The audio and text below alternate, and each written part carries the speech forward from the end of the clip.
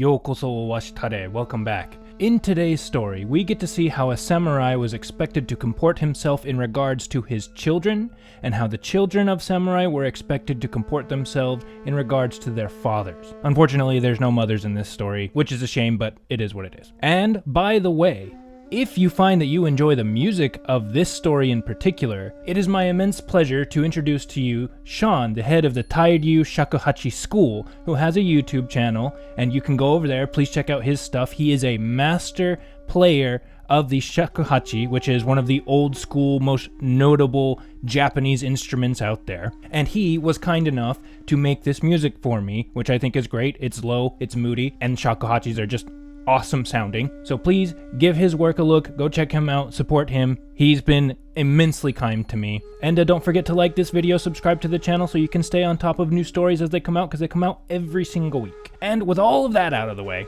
let's get into the actual story. Once upon a time, imawa mukashi, there was a peerless warrior who was most famous for being the former governor of the province of Kawachi, whose name was Minamoto no Yorinobu. And if you want to know more about him, he is probably one of the most famous early samurai. Please check out some of the previous videos that we've done because they are about him. Now at the time, this Yorinobu was actually living in the capital, which is somewhere in the center part of Japan. However, he had heard tale that out in the eastern provinces, there was a man who had a really nice horse. And being a warrior and being very appreciative of horses, he decided that he would like to purchase this horse for himself. And so Yorinobu sent out a retinue of his retainers to go and buy this horse for him.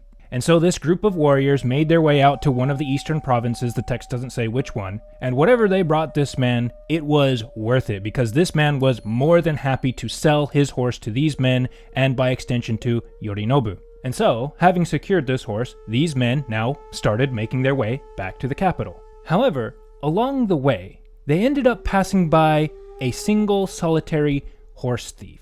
And this thief, who happened to see this retinue passing by with this horse, immediately when he laid eyes on it, he knew he had to have that horse for himself. And so, he began following this retinue along, waiting for them to let down their guard at just the right moment so he could strike. So he could come in there and nab this amazing horse for himself. The only problem for him was that these were no ordinary servants. These were Yorinobu's warriors, and they did not let up at any moment. There was no point at which their attention was ever off of that horse where this thief felt like he could sneak in there and nab it and escape unscathed. And so this horse thief, because he wanted this horse so badly, ended up following this retinue and this horse all the way back to the capital and all the way back to Yorinobu's house.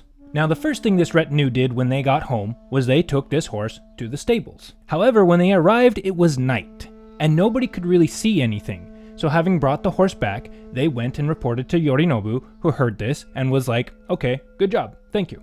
Now, also at the time, Yorinobu's son, Yoriyoshi, heard about this whole dad getting a new horse thing, and he heard that this horse was a really nice horse, and he, also being a warrior, was very interested to see for himself. And actually the first thing that he thought when he heard about this was, man, if I know my dad, he's gonna end up giving this horse to some nobleman who actually doesn't even know how to ride, and it's gonna be a complete and utter waste. So you know what? I think I'm gonna go over to his place. I'm gonna check and see if this horse is really as good as everybody is making it out to be. And if it is good, I'm going to see if he'll give it to me instead. I could use a new horse. And so, with that, he immediately began preparations to head to go see dear old dad. Now also at the time, not only was it night, but it was also raining pretty heavily. But when a warrior sets his mind to something, he's not going to let something like a little bit of rain stop him from getting what he wants. And so he still got everything together, and he headed out in the rain to go see his dad. And when Yoriyoshi arrived, Yorinobu came out and greeted him like normal. And I don't know what all the cultural expectations were at the time, but Yorinobu was very glad to see his son, and he said as much. "Ah, my boy, I haven't seen you in forever. I'm so glad you came." And maybe they gave each other some big man hugs, where you slap each other on the back because, that's what they do. Or maybe they didn't because this was ancient Japan and such outward expressions of affection were not really something that they did. But regardless, while Yorinobu said, "I'm so glad to see you," he was also thinking, "I'll bet I know why he's here. I'll bet he heard about that horse and he's come to ask me for it." And so, before his son could say anything, Yorinobu turned to him and said, "By the way, I haven't actually seen this horse for myself. However, the men that I sent out to go get it all tell me that it is really, really a nice horse. And although I would love to show it to you, it is dark, so we won't be able to see anything anyway. So why don't you stay the night, and then in the morning we can go check it out together, and if you really do like it, I would be happy to give it to you, son." And this made Yoriyoshi very happy. I mean, his dad already knew exactly why he was here and was more than happy to fulfill his son's request. And so with a big smile on his face, he told his dad, "You know what, Dad? That sounds like a great plan. I would be happy to spend the night here. Thank you."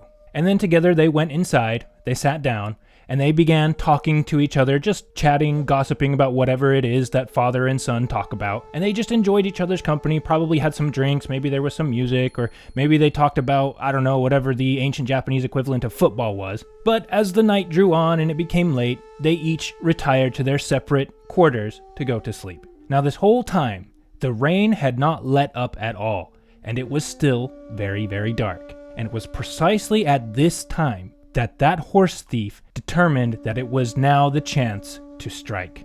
And so, under the cover of the darkness and the rain, he managed to get into Yorinobu's house, into the stables, find the horse, got it saddled up and ready, and instantly took off at a dead sprint. I don't know how he was able to sprint in such darkness, but he managed to do it. Now, getting into the stables was fairly easy for him, but getting out without being seen, well, there was really no way he was going to do that, so he just figured he would just make a break for it. And so, inevitably, one of Yorinobu's retainers saw this and then shouted at the top of his lungs, Hey, there's a thief! He's making off with the horse that we just brought from the east! Get him!"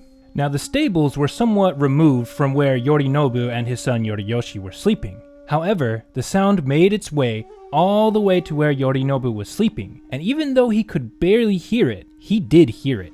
And being the stalwart warrior that he was, the man of action that he was, he instantly sprang out of bed, got himself dressed, grabbed a bow, grabbed a quiver of arrows, went out to the stables, saddled up a horse, and immediately took off. Now he did learn from his men that this thief was making his way towards Sekiyama, which I'm not entirely sure where that is, but in post-production I'm going to put up a picture and hopefully show you where it is in relation to the capital. But the interesting thing is the text mentions that the whole time Yorinobu was getting ready to pursue after this thief, he didn't bother waking up his son, who was also a very competent warrior. Instead, he thought, I'm going to go on ahead, and for a fact, I know my son will follow me up and he will come without me having to say anything.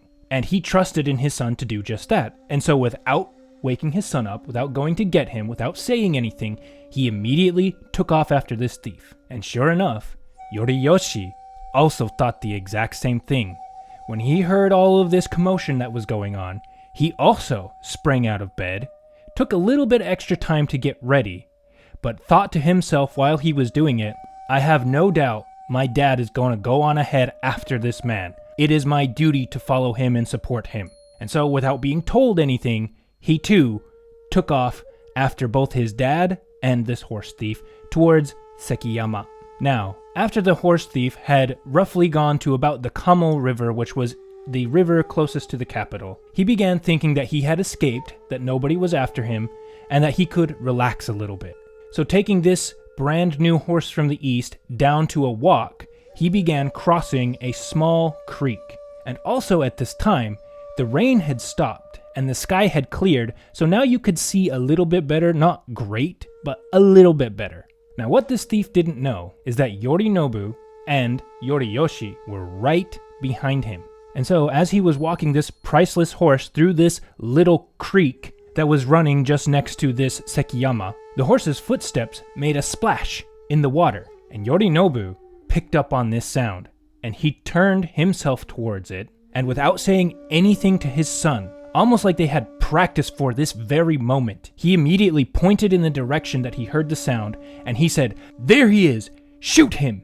But before Yorinobu could even finish his words, he heard the sound of an arrow fly from behind him, whiz past his head, and into the darkness in the direction that he heard the slushing of water. And then, the next thing that Yorinobu heard was the sound of something heavy hitting the floor, and then a galloping horse, along with the flapping of empty stirrups. And with that being said, Yorinobu then shouted, "The thief is dead! Go, chase down that horse, grab it, and bring it back." And then saying nothing else, he turned around and started back for home. And while he was headed on his way back, Yoriyoshi ran ahead, chased down the horse, got it under control, and then began bringing it back with him to his dad's house.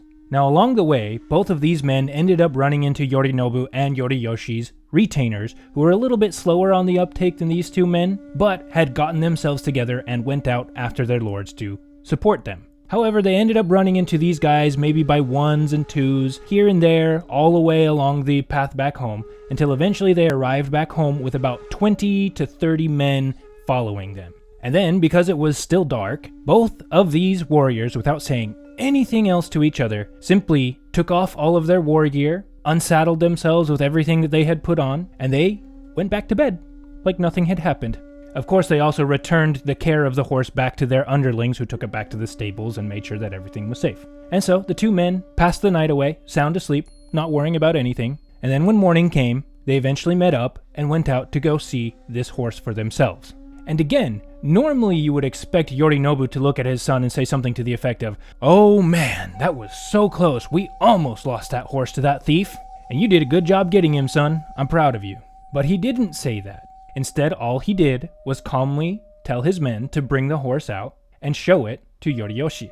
And sure enough, when Yoriyoshi saw this horse for himself, he was very, very impressed. And his dad was more than happy to let him have this horse. However, on top of giving him this horse, Yorinobu also gave him a saddle, a very high quality, exquisite saddle. And all of the underlings began wondering if maybe the reason he was throwing in a saddle into this deal was because this was how Yorinobu was thanking his son for doing such a good job at stopping this horse thief. So even though he didn't put it into words, he was very proud of his son, very pleased with him, and gave him something nice as a gift, in addition to this super, super high quality horse. And from then on, everybody who heard this story was absolutely astounded and amazed at the sheer brilliance of these two warriors, how they knew each other so well and were so good at their craft that they didn't even have to communicate to each other in words.